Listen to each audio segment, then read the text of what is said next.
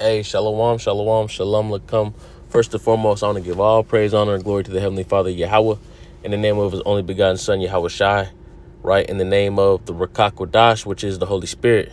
I want to give double honors to the elders and apostles that labored in this truth before me and taught me this truth. And shalom to the hopeful elect, man.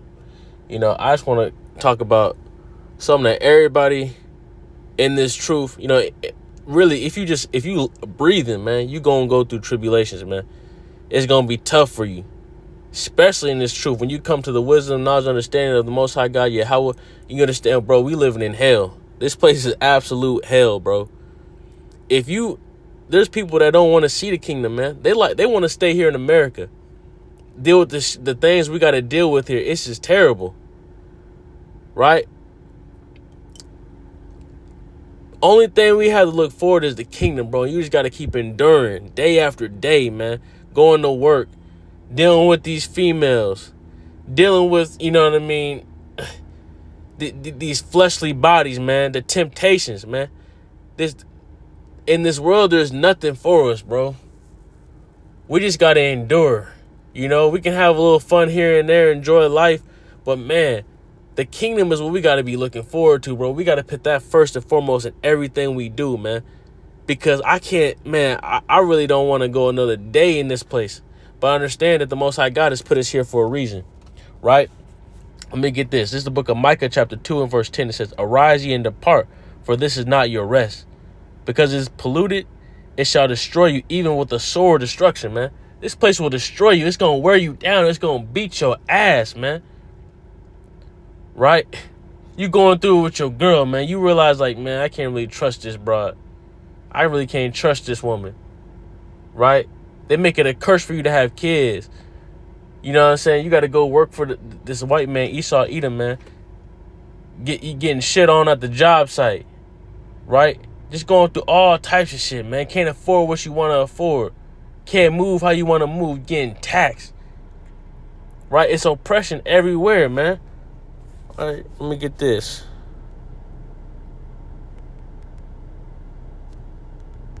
Right, this is the book of Ecclesiastes, chapter 7 and verse 7. It says, "Surely oppression maketh a wise man mad, and a gift destroyeth the heart," man. This oppression, man, it's making us mad. And I heard an elder say, he talked about, this captivity wouldn't be so bad if we had our women. Bro, we don't have our women here, bro. That's supposed to be a pillar of rest, man. That woman's supposed to be something that helps you out, that calms you down, man, that makes you feel good about yourself, right? You can't even trust these women, man. You can't even trust these bras, right? It's sad, man. This shit is sad. But you got to keep pushing, man. You got to endure. The Most High God, He promised you tribulation. He promised you was going to go through some shit, right? But how do you get up? As a man, do you dust your shoulder off and keep pushing? Or do you fold, man? Right? Let me get this. Amos 7:17, right? Because, niggas be out here looking for a wife, man. They're looking for the one. They worry about shit that really don't pertain to nothing. Right? This is the book of Amos chapter 7 verse 17. It says, "Therefore thus saith Yahweh, thy wife shall be a harlot in the city, and thy sons and daughters shall fall by the sword, and thy land shall be divided by a line, and thou shalt die in a polluted land, and Israel shall surely go into captivity forth of his land," right? That's where we at. So-called Black, Hispanics, and Native Indians, we in a polluted land where we've been dying, man. Because reincarnation is biblical. We've died here in this land before, man. In a polluted land that is not our rest. Right? Our women are harlots. You get you a woman, she done been with 10, 15, 20, 30 people. And you got to come and be a loyal, good man. All the while, you don't know in the back of your mind, you're like, man, I don't know what this girl been doing. She catch you, talking to another girl. You like, man, I'm an Israelite. You supposed to have more than one woman. She tripping on you. Now she want to try to go do what you did. This is hell we living in, man. This is hell we living in, bro. But you got to endure, man. You got to pray to the Most High God, Yahweh, in the name of Yahweh Shai, man, that He give you the peace to get through this. Right? Because we got jobs to do, man. right? Let's get this. I believe it's Ephesians 6, right? Nah.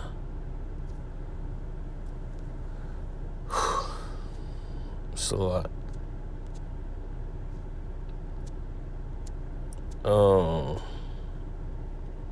Let's get this. Prophets.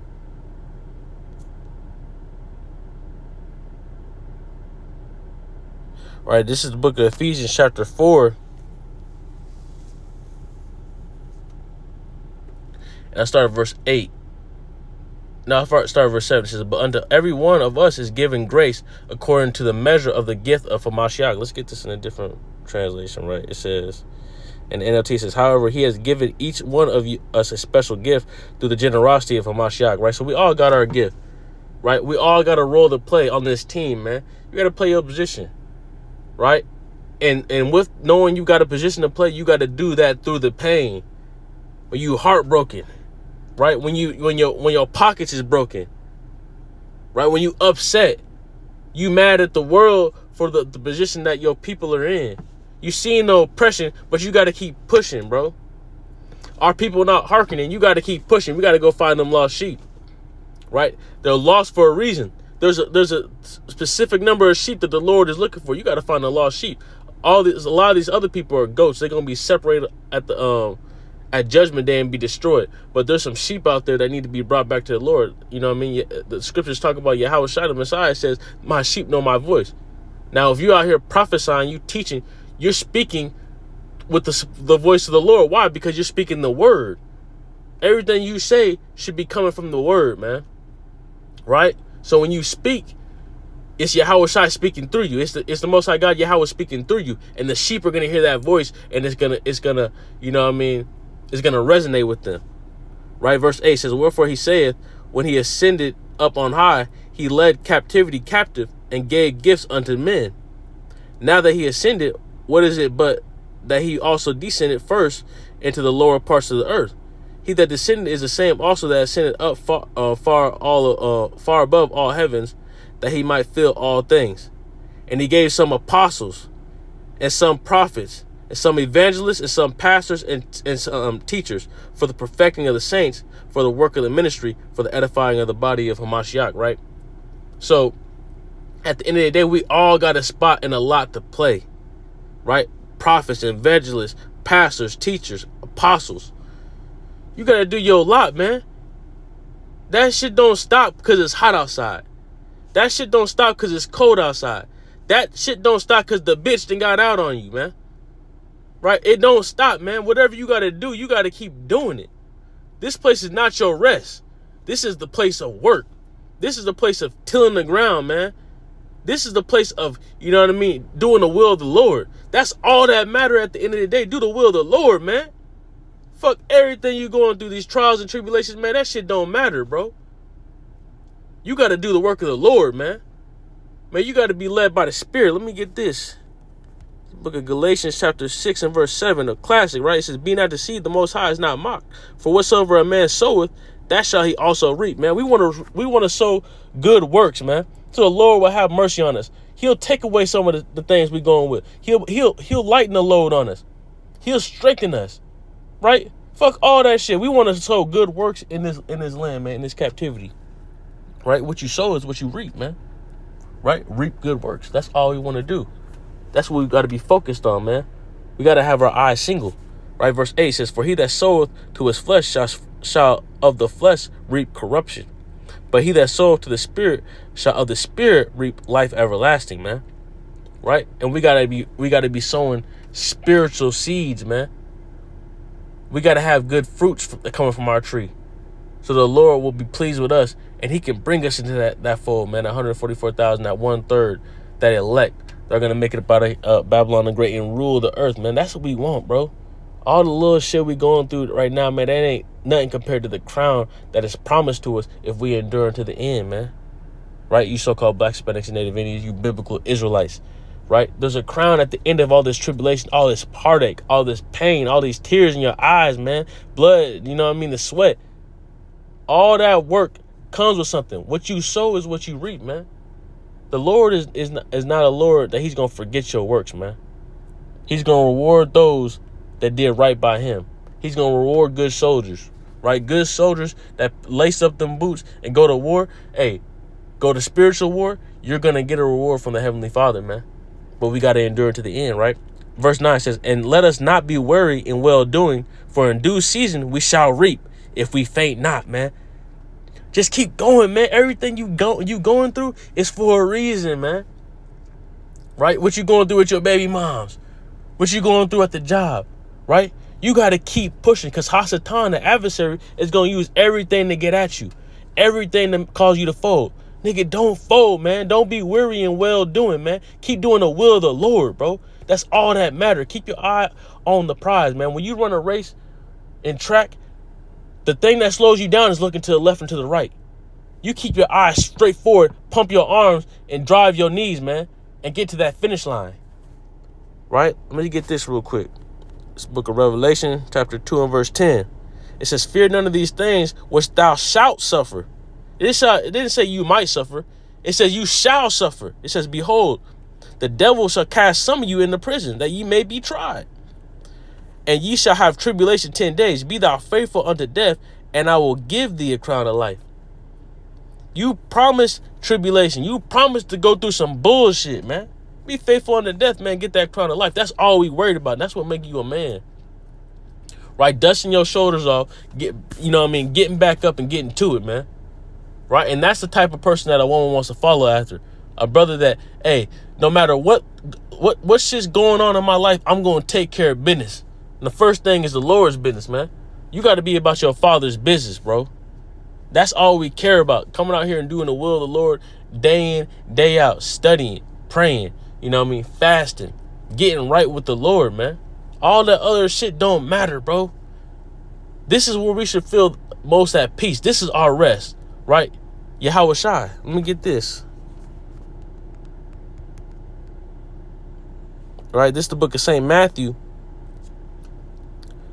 chapter 11 and verse 28. It says, come unto me, all ye that labor and are heavy laden, and I will give you rest.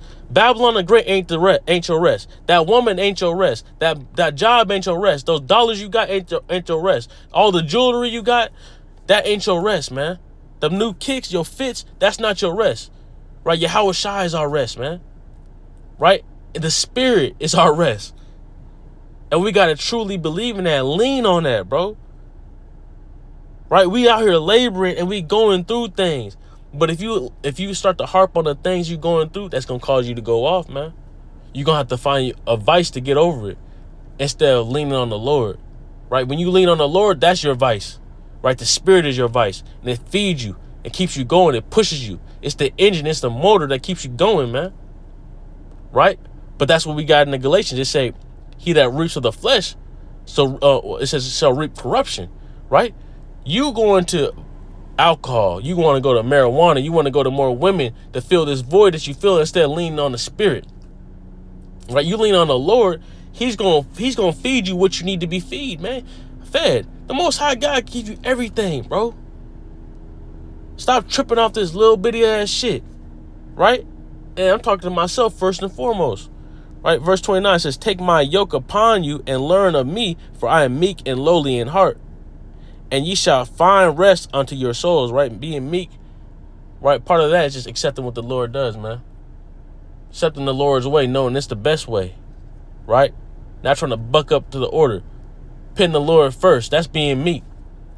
All your desires are on the back burner, man. He gonna give you everything you need, everything you want, bro. Just go ahead and put him first, bro. He gonna put you in position, right? Verse 30, it says, for my yoke is easy and my burden is light. Right? When you put everything on the Lord, man, hey, just praying to the Lord, asking for peace, hey, he's gonna lighten up that load for you, man. He know how much you can take. Pause. He know how much tribulation you can deal with, and he gonna lighten that for you, bro. You just gotta trust on him. You gotta trust in the Lord, saint. You gotta trust in the Lord, saint. You know what I'm saying? Hey, man, that's all I got to say. I want to give all praise, honor, and glory to Yahweh Bashem Yahushai, Bashem Rakakwadash, Kwam Yasharallah, Abad Babal.